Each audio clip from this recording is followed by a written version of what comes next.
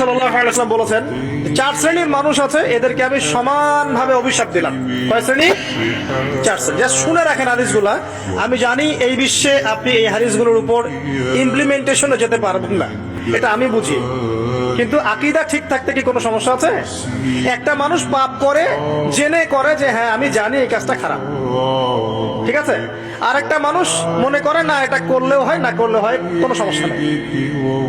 আরেকটা মানুষ মনে করে যে না আমি একটা ডাহা পাপ করছি, এটা থেকে বেঁচে থাকা আমার উচিত ছিল কিন্তু আমি পারছি না। আর একজন পাপ করছে যে আমি মানি না এসব বিধান টিধান, যা ভালো মনে হবে দুনিয়ার জন্য করবো। এরা কি সবাই সমান?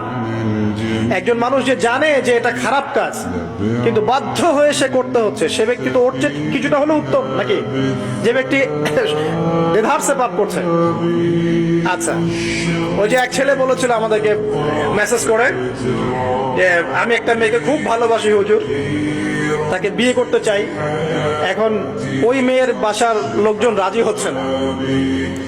এই ছেলের মধ্যে হারাম অ্যাফেয়ার্স আছে ঠিকই, কিন্তু সে তাকে বিয়ে করতে চায়, ওটা হালাল করতে চায়। আর এক ছেলে মেসেজ করছে, সে বলছে যে আমি এরকম জেনায় লিপ্ত ছিলাম, এখন আমি কি করব? আমি কি এগুলো ছেড়ে দিয়ে ফিরে আসব, নাকি আমি ওই মেয়ের সাথেই জেনা অব্যাহত রাখবো? এই দুই ব্যক্তি কি সমান? সমান না।